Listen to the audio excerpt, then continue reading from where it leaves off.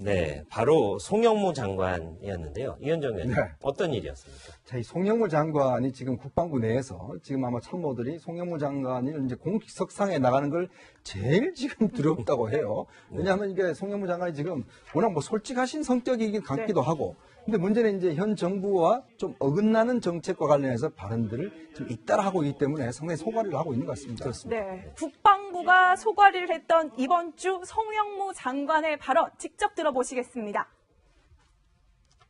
김관진 전 장관 이렇게 석방된 데에 대해서 짧게 소회가 좀 어떻습니까? 소외라기보다는 참 다행이다. 같은 동료로 같이 근무했기 때문에 그렇게 생각했었습니다. 맞습니다. 아무리 뭐 선배건 동료건 석방되니까 다행이다 하는 것도 국민 정서하고 조금 어긋나는 것 같아요. 그건 소신이죠. 그거는 같이 근무하고 같이 또 생활도 했던 사람으로서 이렇게 인간적인 입장을 얘기한 겁니다. 다시 들어도 좀 이상합니다.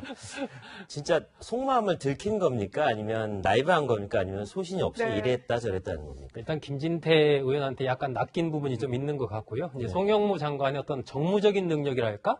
이게 제가 보기엔 좀 떨어집니다. 그러니까 저런 질문이 나왔을 때 내가 이렇게 답변하면 이것이 어떻게 해석될까?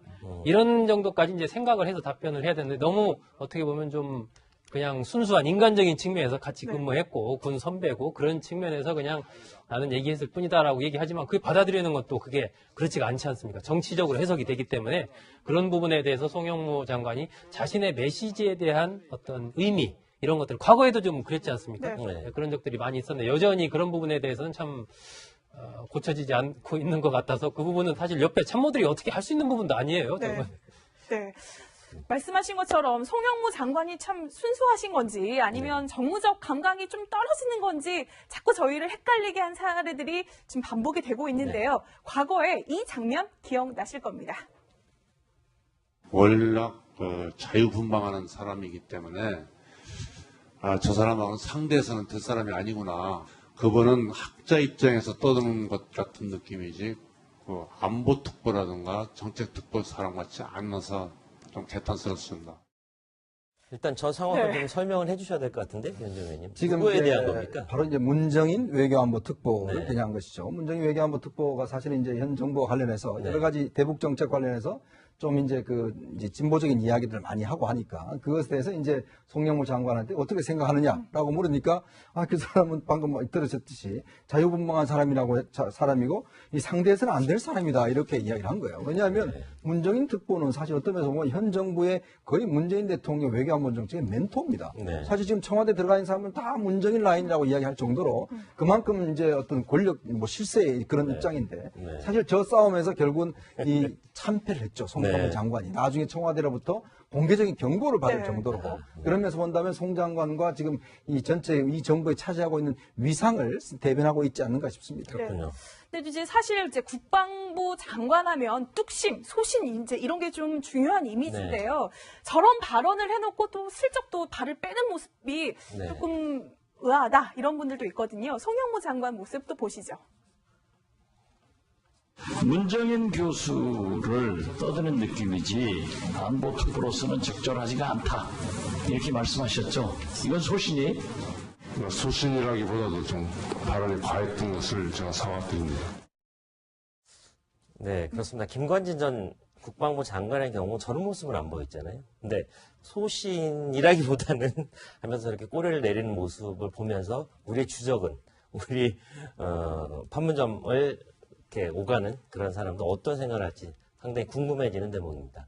손영숙 국장님, 네. 저런 태도 결국 어떻게 보일까요? 우리 뚝심이 없는 국방장관의 어떤 군령권은 어떻게 봐야 될까요? 지금 보면 이제 송영무 장관이 아까도 제가 말씀드린 어떤 정무적인 판단력 이런 부분에 약간 문제를 드러내면서 약간 이 국방부 장관 우리가 보통 이미지가 그렇지 않습니까? 국방부 장관 그러면 뭔가 좀 딱 이 굳건한 중심 갖고 그 사람 믿고 전쟁 나면 예를 들면 죽음까지도 불사할 수 있는 그런 이미지를 딱 보여주는데 송영무 장관 같은 경우 그런 면에서 약간 이 유약한 이미지 그리고 말을 이렇게 자주 바꾸는 이미지 이런 것들로 비춰지고 있어서 저 부분은 전체적인 측면에서 외교안보적인 측면에서 그렇게 바람직하지는 않다라고 좀 생각이 듭니다. 그리고 일단 그 현재 여권 정부 안에서의 외교안보 라인 속에서의 정확한 어떤 역할 분담 같은 것들이 좀 돼야 될 것 같고요. 계속해서 보면은 이 송영무 장관과 문정인 특보 사이에 어떤 메시지가 어긋나는 부분이 있고, 송영무 장관 자체도 과거에 이제 전술핵 발언 같은 경우도 검토를 뭐 좀 해보겠다라고 했다가 아예 안 하겠다라고 또 말 바꾼 적도 있고, 그래서 앞으로는 조금 송영무 장관이 공식 석상이나 이런 데서 얘기할 때 좀 더 신중하게 좀 발언을 할 필요가 있지 않나 싶습니다. 네. 그러니까 바로 저 부분이에요. 그러니까 김관진 전 장관에 대한 뭐 입장은 개인적인 그런 이제 인연이 작용했다고 하더라도요. 이 전술핵 배치 관련은 문재인 대통령 분명히 전술핵 배치 없다고 했는데 또 이제 송영무 장관이 전술핵 배치를 해야 된다는 뉘앙스로 이제 발언을 해서 이때 한번 또 경고를 받았잖아요. 네.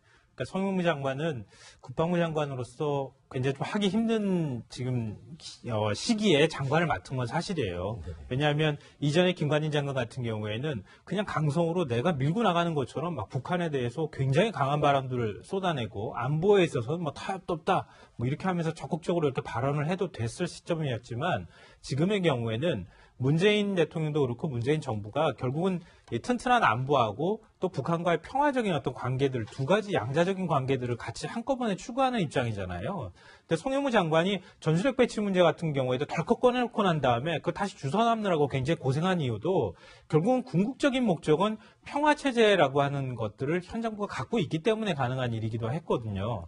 근데 송영무 장관이 그거에 대한 인식이 부족한 것인지 아니면 정무적 판단이 좀 떨어지는 것인지 자꾸 말하고 난 다음에 지금 주워 담지 못해가지고 지금 곤란함을 자꾸 겪고 있는 것 같아요. 네. 그러니까 문정인 특보 같은 경우에도 결국은 이 문재인 대통령의 기본적인 어떤 대북 정책에 관해서도 좀 일종의 대화 타협이라고 하는 걸 상징하는 인물이고, 그래서 송영무 장관하고 두 사람이 같이 좀 나란히 이렇게 쭉 자기 입장에서 자기 처지에서 좀 잘 공존하면서 가면 참 그림이 좋을 것 같은데 송 장관하고 자꾸 이게 서로 간에 부딪히는 모습들이 나타나니까 청와대 입장에서도 굉장히 좀 곤란한 것 같습니다. 그래서 지난번에 문정인 특보하고 관계가 안 좋게 이렇게 발언들이 나왔을 때 앞서 싱크에서 나왔던 것처럼 그랬을 때 야당 국방위원들이 그랬어요. 송 장관 그 문정인 특보하고 술 한잔 좀 하시죠 이렇게 네. 얘기했거든요. 네. 제가 볼 때는 좀 술 한잔 해서 좀 관계도 좀 풀고 송 장관도 나름 국방부 장관으로서 좀 강한 이미지를 보여야 할 필요도 있겠지만 좀 본인이 오히려 강해야 될 때는 북한과의 관계에 있어서는 좀 강하게 해도 되지만 일반적인 다른 문제에 있어서는 좀 발언을 좀 신중하고 조심해야 될 필요가 있다고 저는 그리고 생각합니다. 이게 국방부만의 문제는 아닌데 이제 대통령도 이 내각에 좀 힘을 실어주는 모습이 있지 않습니까? 참모들. 그러니까 그림이 비추는 것이 너무 청와대 수석보좌관 회의 같은 거 하는 장면만 자꾸 비치고 이 내각의 장관들과 회의하는 장면 이런 것들이 상대적으로 좀 비치는 부분이 적은 것 같은데 오히려 내각, 그러니까 참모들은 말 그대로 그냥 참모의 역할에 그치고 내각을 중심으로 힘을 실어주는 듯한 모습을 앞으로는 좀 대통령이 많이 보여야 되지 않을까 싶습니다. 그렇죠. 전 정부가 어떤 내각을 좀 경시하는 그런 듯한 모습을 보이면서 몰락했다는 그런 교훈을 좀 얻어야 될 것 같습니다. 네, 은폐 논란 커지는 책임론, 바로 김영춘 해수부 장관 얘기입니다. 자, 이현정 의원. 네. 이 지금 김영춘 장관이 지금 이 세월호 관련해서 지난번 아마 17일날 이제 이 세월호 이 선체 수색을 지금 하고 있지 않습니까? 거기서 네. 아마 추가적으로 이제 이 뼈가 이제 발견이 됐는데, 그러니까 아마 그 해당 공무원이 이 부분을 이제 늑장복을 한 것 같아요. 이 늑장복을 한 이유도 지금 사실 이제 김영춘 장관 설명으로는 당시에 이제 장례식을 치르려고 하는 유가족들이 이렇게 사사로운 거 계속 나올 때 좀 이야기하지 말고 나중에 이야기해 달라. 네. 또 이게 장례식을 치르고 눈앞에 있는 또 유가족들이 또 상처를 받지 싶지 않아서 아마 그걸 공개를 늦췄다라고 이야기를 하는데, 문제는 이제 김영춘 장관이 그 보고를 받고 난 다음에 그 법대로 빨리 처리하세요라고 이야기를 했는데 그 이틀 동안 또 이게 진행이 안 된 겁니다, 상황이. 그러니까 그렇다 보니까 과연 김영춘 장관이 지금 해양수산부를 제대로 좀 장악하고 있는 것인지, 장관의 보고가 왜 제대로 실행이 안 됐는지, 이 부분과 관련해서 본인은 이제 책임을 지겠다라고 이야기를 하고 있고, 야당은 당장 사퇴하라 이야기를 하고 있지만, 일단 이게 지금 현 정부에서 가장 중요시하는 세월호 정책 관련해서 지금 낄거리고 있는 그런 모습입니다. 네. 자, 김영춘 장관 어제 이제 국회에 출석해서 한때는 한솥밥을 먹었던 동료 의원들에게 호된 질타를 받았습니다. 김영춘 장관입니다. 다시는 이런 일이 생기지 않도록 분골쇄신의 노력을 다해 나가겠습니다. 결국 저런 사과를 할 수밖에 없었는데요. 그러니까 17일 상황부터 조금 시계열적으로 어떤 일이 있었는지 한번 보면 더 이해가 빠를 것 같은데요.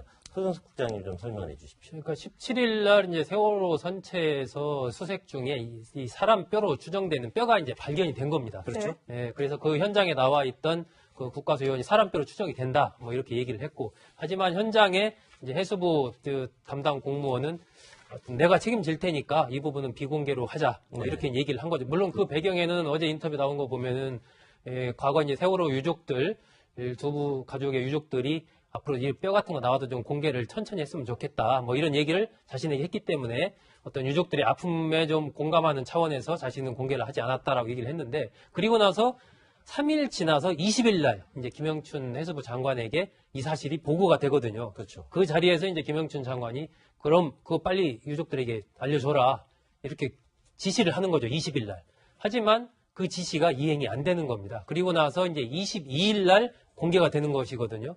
그러니까 지금 이제 김영춘 장관에 대해서 문제 제기를 하는 쪽에서는 20일 날 지시를 했으면 바로 그게 공개가 됐어야지 왜 이틀 동안에 공개가 안 됐느냐. 그것은 장관이 이 해수부를 정확하게 장악을 지금 못한 것 아니냐. 네. 해수부 내에 이른바 이 과거 정권에서 수혜를 입은 세력들이 그대로 그 장관을 왕따시키고 있는 것 아니냐. 뭐 이런 이제 얘기들을 지금 여권에서는 하고 있는 것이죠. 네. 그렇군요. 근데 저도 좀 개인적으로 이해가 안 되는 게 김영춘 장관이 이제 뒤늦게 보고를 받고 굉장히 이제 실무자들을 질타했다는 거 그렇죠. 아니에요? 네. 그런데 그랬던 김영춘 장관 본인도 이틀 뒤에야 이낙연 총리에게 보고를 했고 네. 중요한 건요. 청와대는 또 따로 보고를 하지 않았거든요. 네. 들어보시죠. 장관님이 이제 보고받고 직접 청와대에 보고할 생각은 안 했습니까? 대통령께? 예, 그 생각까지 못했습니다. 그러니까 21일 날, 그러니까 20일 날 김영춘 장관이 보고를 네. 받아서 뼈 조각 발견했다는 걸 인지했어요. 21일 날 국무회 때 대통령을 만났는데 그 자리에서도 보고를 안 했다. 자, 이건 어떻게 봐야 될까요? 그러니까 다 저는 개인적으로 이해가 안 됩니다. 네. 왜냐하면 그러니까 공무원은 보고가 생명인 조직입니다. 공무원이 보고를 안 한다는 얘기는 그건 있을 수가 없는 일입니다. 네. 그러니까 이것처럼 세월호처럼 이렇게 중대한 사안에서 그러니까 그 선체에서 유골이 발견이 됐는데 그거에 대해서 보고를 안 한 수습본부에 있는 공무원들도 도저히 저는 뭐 기본적인 공무원으로서의 자질 자체가 잘못됐다고 생각하고요. 그리고 김영춘 지금 현 장관도 굉장히 중대한 책임이 있다고 봅니다. 네. 방금 전에 말씀하셨던 것처럼 이렇게 예민한 문제를 보고받았으면 뒤늦게 보고받았다 하더라도 곧바로 질책하거나 아니면은 징계 조치하도록 한 다음에 그 다음에 곧바로 대통령이든 보고를 했었어야죠. 아니면 총리에게라도 보고를 해서 그 사후 조치를 빨리 취했어야지 문제를 이렇게 크게 만들지 않았을 텐데 사후 조치를 제대로 취하지 않았다는 겁니다. 네. 그러니까 이게 김영춘 장관이 행정 경험이 좀 부족해서인지 정치적 감각이 좀 떨어져서인지는 모르겠지만 이거는 기본적으로 공무원 조직에서는 저는 있을 수 없는 일이라고 보고요. 만약에 이 부분에 있어서 현재로서는 뭐 당사자 맨 처음에 보고를 안 한 공무원이 일종의 이제 보직해임 조치를 당하고 그다음에 이후 징계 조치를 당한다 하더라도 김영춘 장관이 스스로 나중에 가서 사퇴하는 일까지 가지 않기 위해서는 사후 조치들을 굉장히 철저히 할 필요가 있고 또 하나 지금 얘기가 나오는 것은 그러니까 지금 그 선체에서 발견된 유골이 이 조은하 허다윤 양의 유골일 가능성이 높기 때문에 제대로 보고 조치가 안 됐다는 건데 그런 의미에서. 만약에 네. 기수습자 2명 말고 현재 미수습자의 유골로 확인이 되면 어떡할 겁니까? 네. 그 누가 책임질 건가요? 그렇죠. 그 후폭풍은 그 감당할 수 감당하기가 없죠. 정말 어렵거든요. 그럴 것 같습니다. 그러니까 김영춘 장관이 이후에 나타나는 문제에 대해서는 정말 본인 스스로가 직을 걸고 한다는 생각으로 정말 철저하게 대처를 해야 한다고 생각합니다. 네.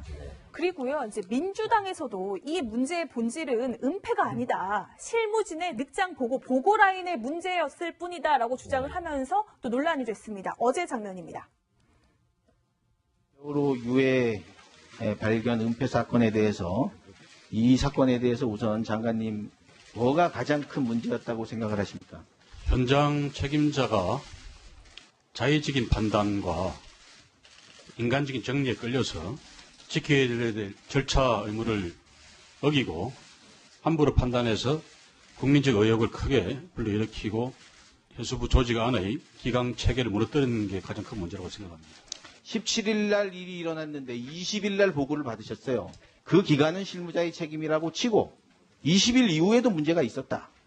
다시 한번 뒤집어보는 그런 노력을 안 한 관리 능력에 문제가 있다. 책임 문제는 실무자만 물으면 되는 겁니까?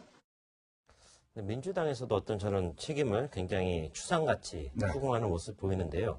은폐냐 늑장 보고이냐 네. 뭐 이렇게 하는데 양쪽 다 문제 있어 보여요. 그렇죠. 왜냐하면 늑장 보고라 해도 세월호 책임이 뭡니까?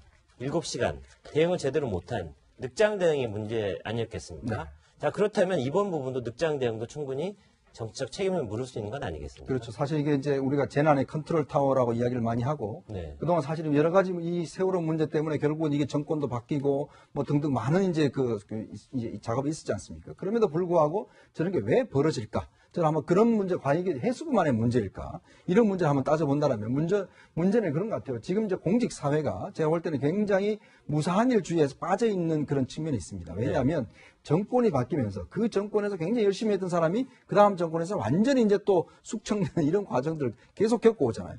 그러니까 제가 알기로 아마 최근에 공무원들 이야기를 들어보면 어차피 다음 정권 가면 또 우리가 심판받는다. 다 그냥 조용히 있자. 그리고 뭐 그냥 자기 일만 알아서 하자라는 분위기가 굉장히 또 공직사에 많다는 거고 또 하나의 문제는 이제 이 공직 분위기가 이게 지금 이제 이 공무원 조직이 대부분 다 세종시에 가 있지 않습니까? 그러다 보니까 이게 세종시하고 장관은 서울에 와 있고 그 다음에 국장들은 왔다 갔다 하고 그러니까 옛날같이 예를 들어서 과천에 모여있다는 이런 식이 아니라 그러다 보니까 상당히 공무원 조직의 어떤 긴밀한 그 조직성 자체가 굉장히 떨어져 있다는 거죠. 그러니까 그렇기 때문에 이번 사건 같은 경우는 세월호 문제와 물론 이 공직자들이 제대로 보고도 안 하고 이런 문제가 있지만 이거는 공직사회 전체에 걸쳐서 상당히 지금 무사한 일주가 있다는 것도 지적하고 싶습니다. 네. 근데 지금 야권의 사퇴론에 대해서 김영춘 장관이 나중에 이제 책임질 일 있으면 책임지겠다라는 입장이거든요. 이거 청와대랑 같은 생각 아니겠습니까? 청와대도 이 사퇴가 부담스러운 것 아닐까요?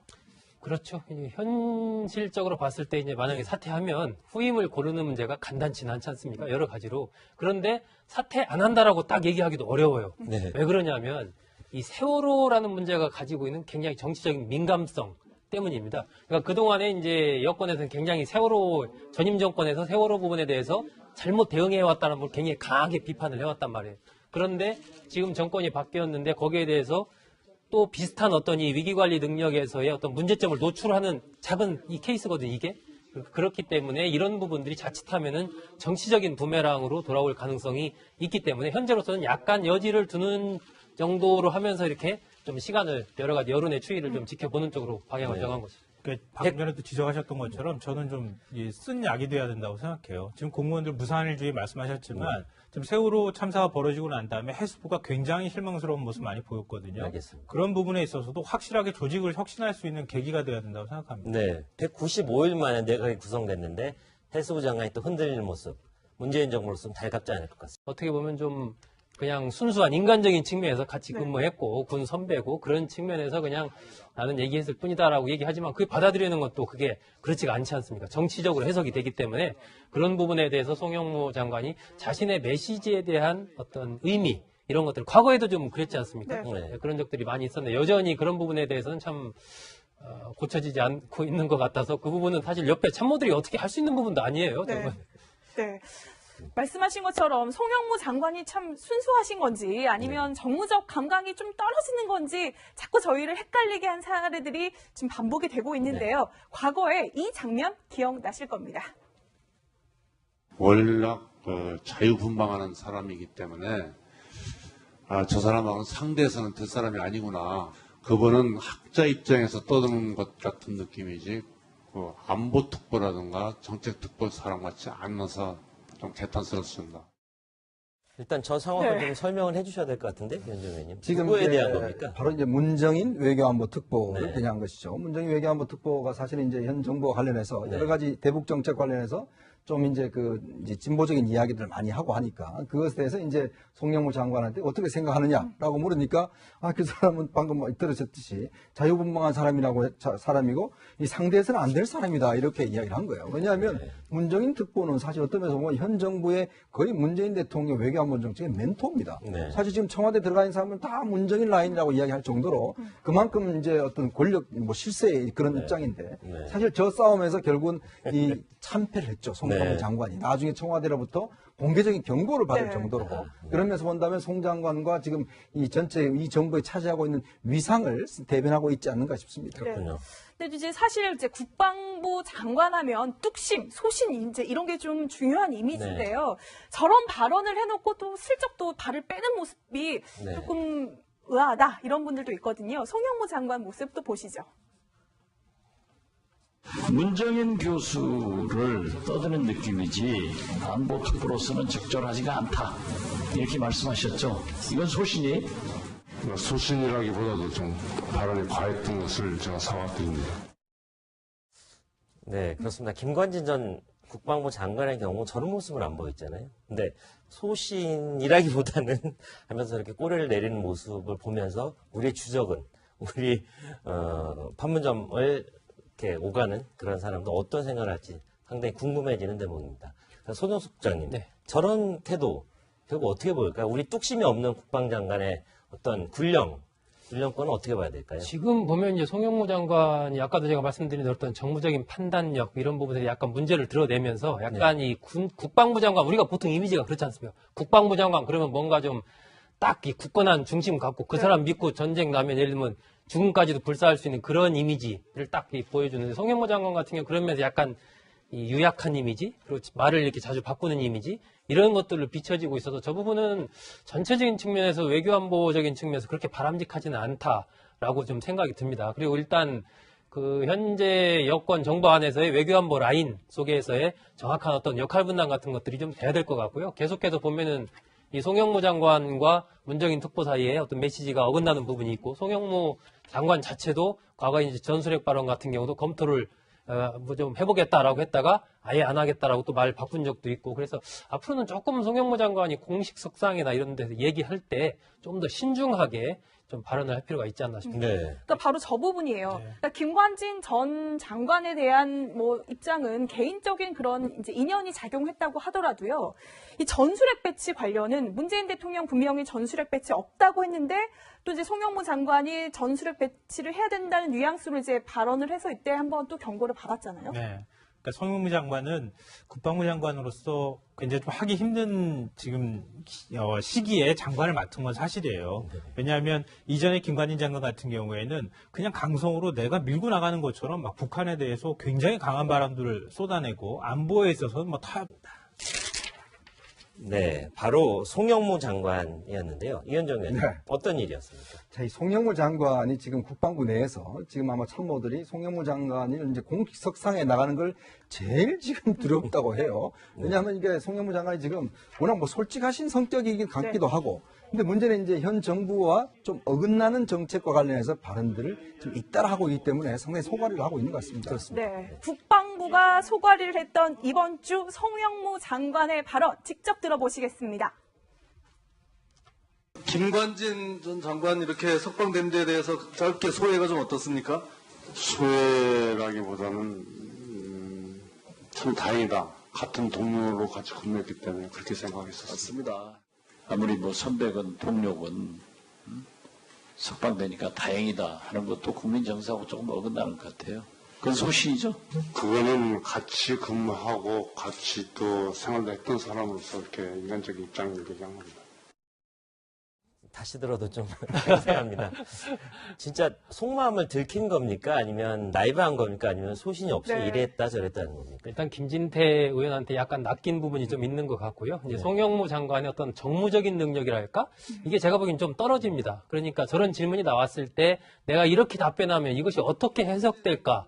이런 정도까지 이제 생각을 해서 답변을 해야 되는데 너무 없다. 뭐 이렇게 하면서 적극적으로 이렇게 발언을 해도 됐을 시점이었지만 지금의 경우에는 문재인 대통령도 그렇고 문재인 정부가 결국은 이 튼튼한 안보하고 또 북한과의 평화적인 어떤 관계들 두 가지 양자적인 관계들을 같이 한꺼번에 추구하는 입장이잖아요.